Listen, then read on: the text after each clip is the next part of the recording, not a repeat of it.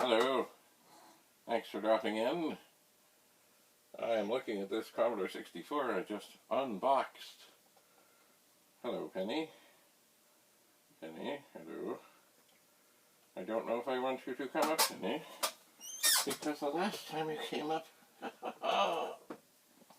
the lava lamp took a tumble. Hello, Penny.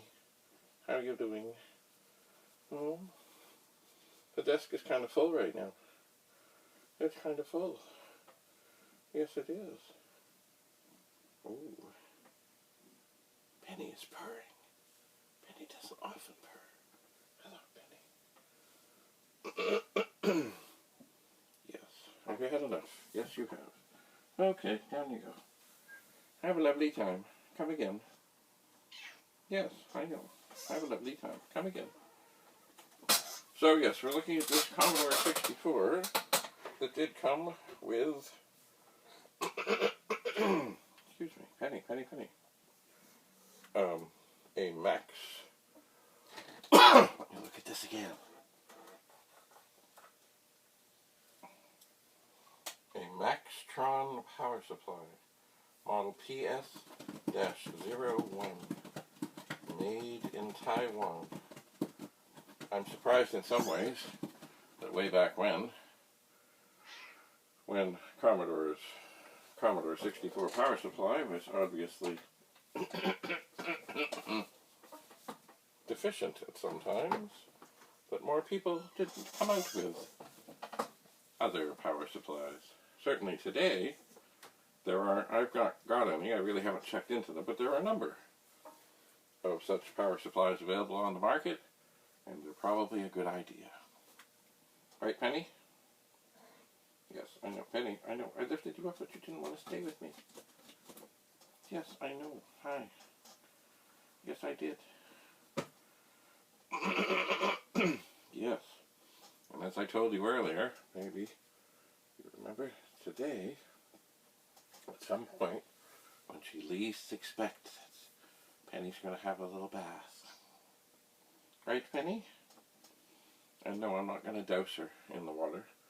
But I am going to take her to the kitchen sink, make sure the water is nice and warm, ready to come out of the sprayer, and we'll get her in there and give her a little hose down, and a little rub down, and then a little rinse.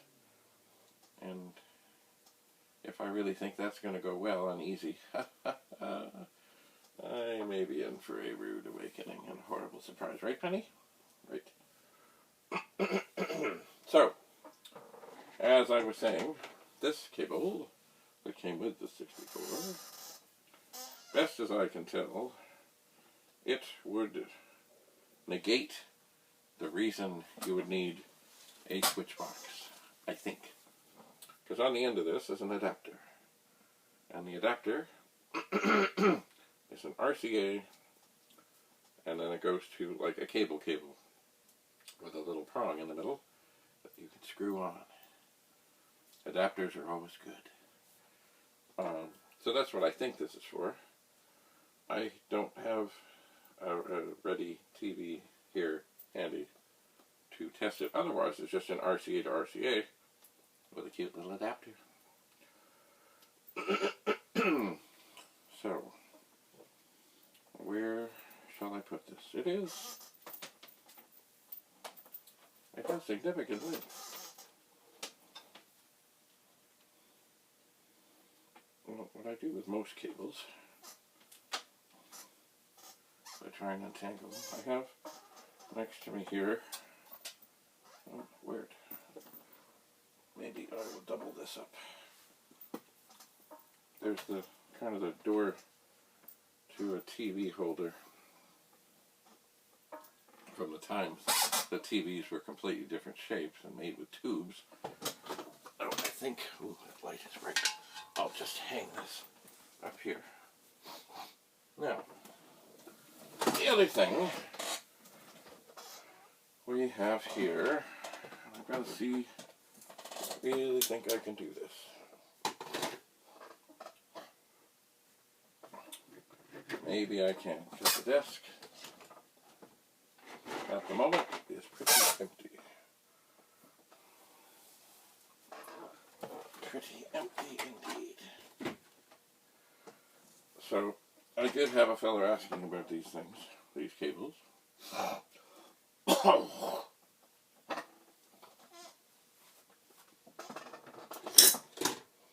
that's my power. Okay. So, I'm going to move things. And I'm going to see if I can, without causing trouble or an avalanche of some sort, if I can get this monitor. Oh dear. Okay. That's already not looking good. Okay. Christmas is over. Santa doesn't need to be there.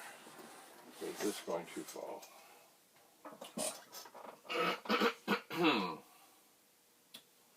Possibly so. Just a moment. I do believe earlier on, because this is all just paper covered cardboard, that maybe I have this piece in a slightly different configuration to help that stand there. So now, maybe I can get this to turn and not have this fall down. Maybe. Okay. I'm going to turn this 64 off, and I'm going to pull it out of the way. I'll just set it there on its side where it will not fall down. Alright. So many cables. So little time. Alright. So here we have a, I don't know, not terribly recent, but somewhat recent little flat panel thing. Okay. Come on, Mr. Flat Panel thing. I don't know where the power thing is. How much room do I have? I don't know. But I'm going to turn it around.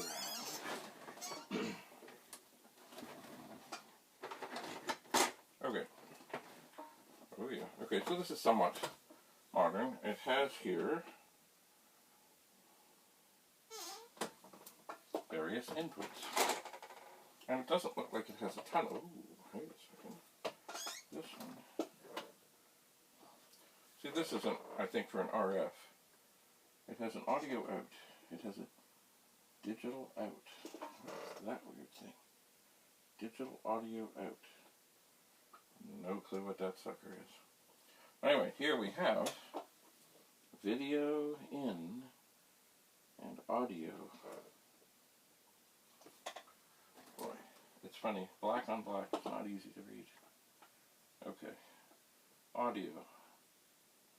Oh, left mono and right. So it does have video. Sorry, it has. I could probably get better sound out of this if I were to split this thing. And anyway, it doesn't matter. This is a typical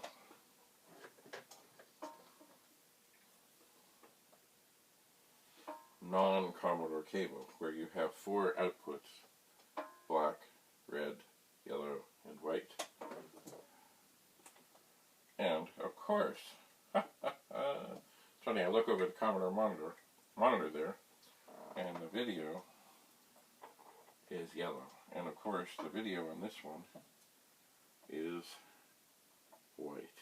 So I'm going to put, as best as I can, with this Sharpie, video. Now this, of course, is not the split chroma luma video. It is not.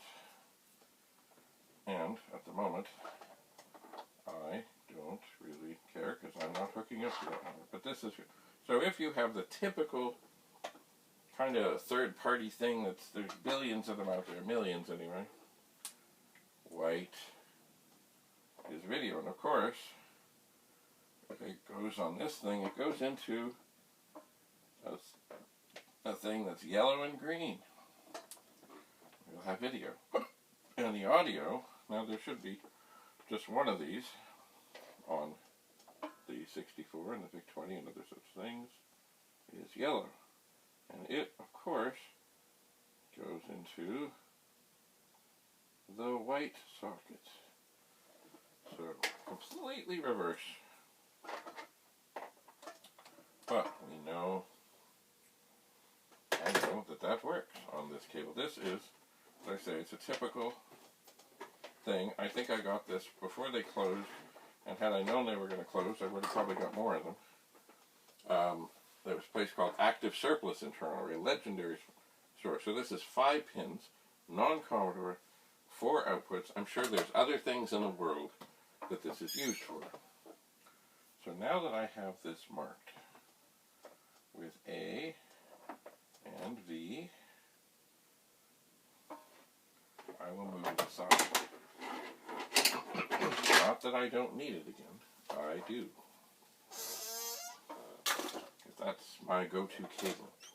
And here we have another cable. This came with a 64, 5 pins, and has white, red, and yellow. So I'm going to try to put the yellow in the video, and I'm going to try to put the white in the audio. And this other red one, I'm just going to leave. Where am I? Let me look at this one here. Yes, that's what I'm going to do. And then, with great care, because I don't want things to fall down, I'm going to flip this around.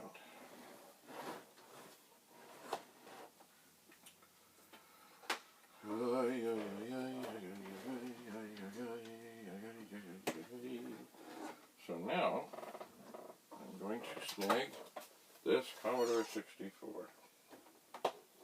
and seek its power supply. That is the non-Commodore power supply, but not modern, and the 5-pin video. And then I'm going to turn this on. And do I really think it's going to be okay? No, I don't think so. But I will try. Ah, look at that. It is. It's a miracle. Now, if this one I think was made for, I don't, well, it's got 3. I think it's made for the 64. Now, do I know for sure that I have sound plugged into the sound? No, I don't. So I'm going to put in this cartridge, press the space bar, and then I will hear, yes, I have the sound plugged in. Now, if by chance, I'm going to pull out the sound. If I should put the red one, which is a video one, I know it is, into the sound, I hear the sound.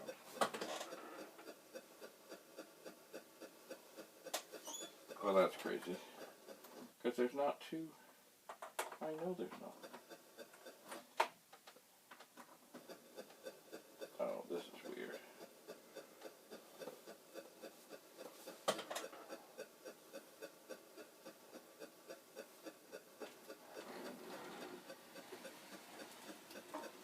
That's strange. Okay.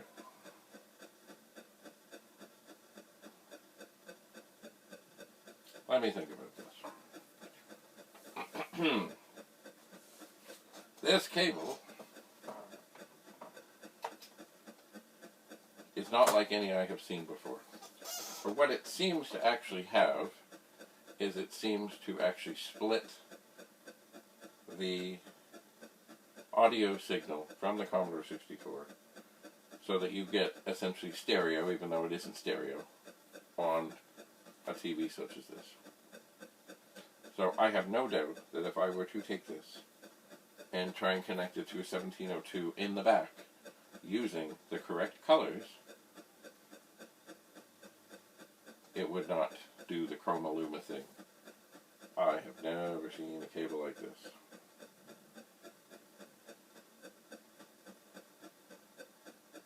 Wow. Well, what I was meaning to do in this demonstration was to show, excuse me that if you should accidentally plug a video cable into an audio jack, you will hear something like that. And that means, nope, we're in the wrong spot. Don't do that.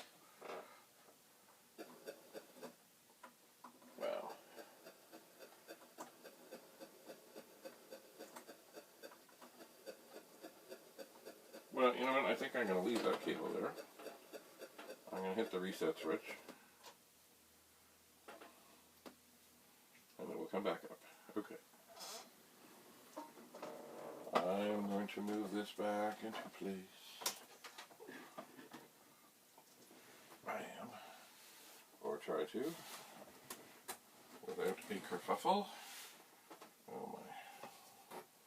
Things have moved. Cables have moved. Oh. I guess the secret of this kind of thing is just take it slow. Okay, so that is the power from that. This, I don't know what the heck this is. Maybe it's the lava lamp. I think it is. You know what?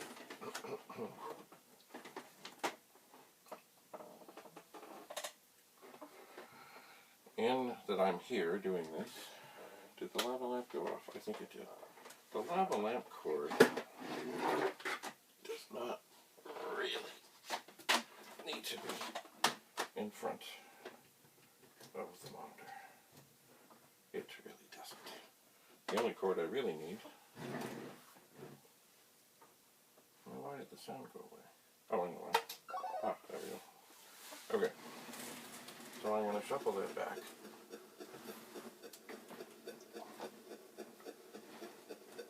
As far as I can. Ah! Penny! You've found me. Okay. I'm going to put these discs here. And I'm going to set this right here.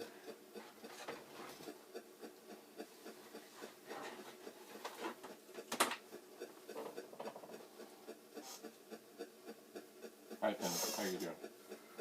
Here's my assortment of screws and things.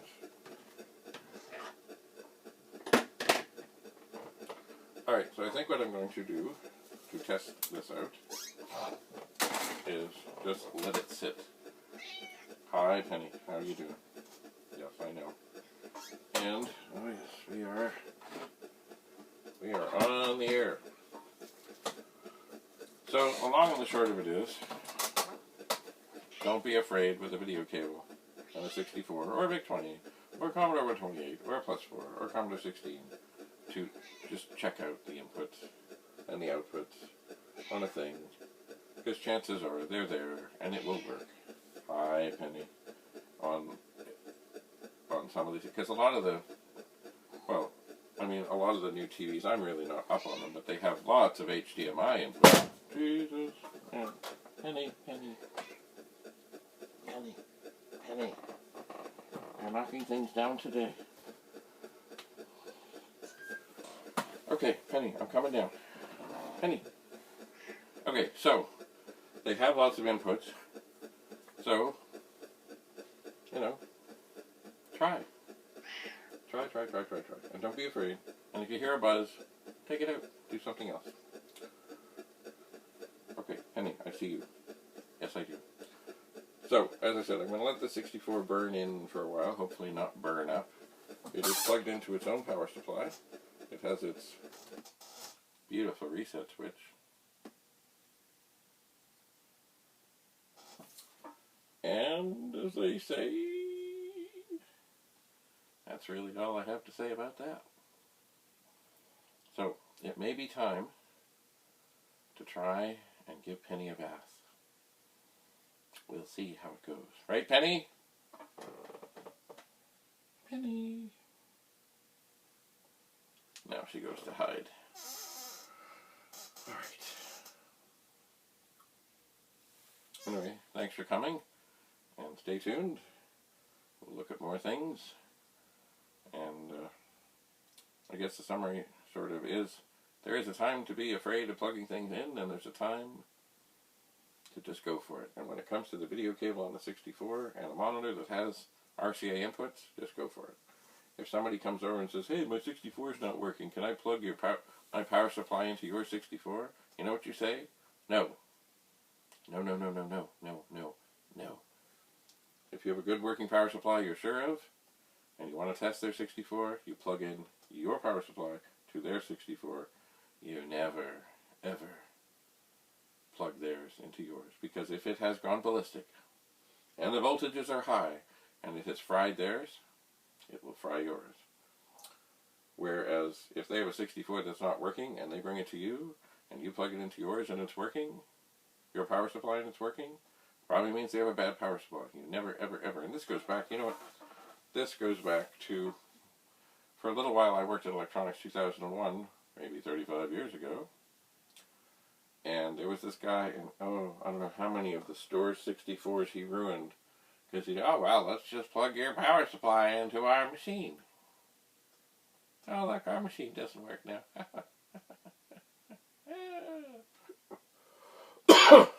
Anyway. Once again, of course, if you're not comfortable with any of this, don't do it. But if you run into issues, feel free to write. Or, you know, there's lots of Facebook groups. Ask questions. See what's what.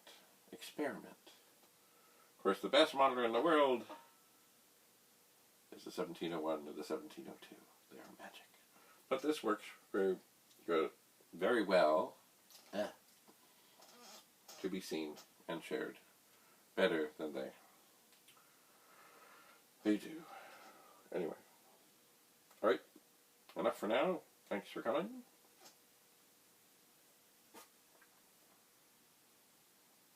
Bye for now.